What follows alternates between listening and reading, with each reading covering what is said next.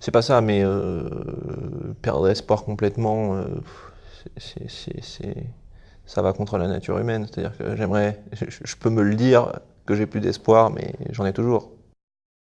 Moi, j'ai toujours un truc, par exemple, j'ai toujours connu des gens qui se droguaient autour de moi, enfin, dans mes parents, qui étaient plutôt des hippies, pas des super hippies, mais enfin, c'était quand même des. Il n'y avait pas de message, il y avait. Mon premier bout de shit, c'est mon père qui me l'a donné. Enfin, donc le message, c'était de faire attention, mais d'essayer si j'avais envie d'essayer. Enfin, en tout cas, on m'a jamais empêché. On m'a plutôt informé et dit ce qu'il fallait pas faire, enfin ce qui était dangereux, mais pas interdit en tout cas. La première pièce, c'était un 2008 et ça m'a rendu malade. C'est pas permis, mais je passais un bon moment quand même. J'ai dû vomir 40 fois pendant la nuit, mais je passais un bon moment.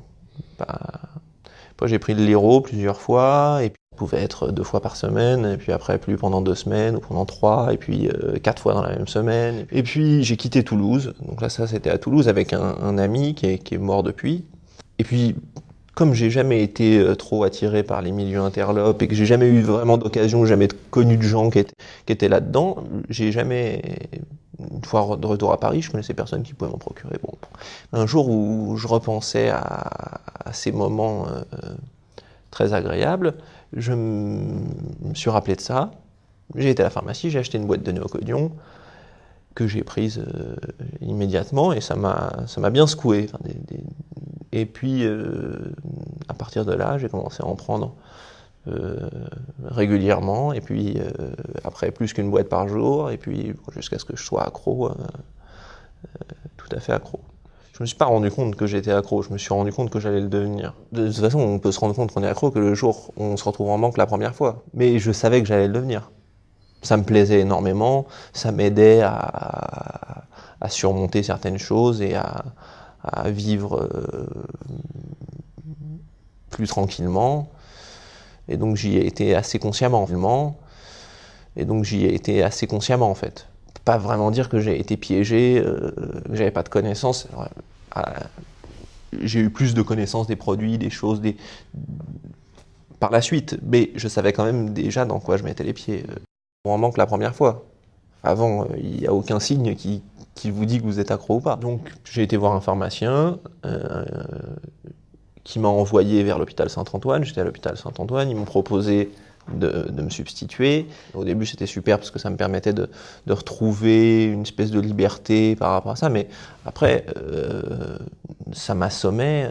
Je suis resté clean pendant 1 mois et demi, et puis j'ai recommencé à prendre de la codéine, un petit peu, et puis très vite beaucoup, enfin très vite, beaucoup plus vite que la première fois évidemment. C'est-à-dire que pendant toute cette période, j'ai quand même réussi à décrocher 20 fois. Et c'est l'envie de l'effet, oui, l'effet narcotique du produit. Et du coup, comme ça me coûtait quand même trop cher, il y a quelques mois, je me suis dit que j'allais réessayer. Même si ça m'avait fait beaucoup vomir quand j'ai commencé, je me suis dit, évidemment à l'époque j'étais tout à fait, c'était le tout début. Maintenant j'ai commencé la buprenorphine, ça me fait pas du tout vomir, c'est plutôt bénéfique. Je voudrais toujours décrocher. Mais comme j'y arrive pas, enfin, j'arrive à décrocher, mais j'ai vraiment envie d'arrêter. Mais j'en aurai toujours envie. C'est quelque chose qui me lâchera jamais. Oh, j'espère que, dans l'absolu, ce que j'espère, c'est réussir à être clean et pouvoir quand même consommer de façon récréative. De façon plus terre à terre, réaliste, c'est de réussir à décrocher complètement, enfin à devenir abstinent. Mais rien que le mot d'abstinence me gerce.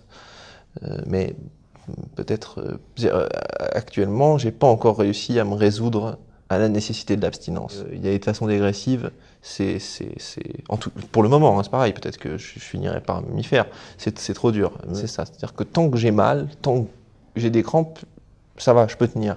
Et une fois que ça va bien, une fois que je suis bien, mais pourquoi ne pas en prendre? Puisque je suis bien, puisque ça va.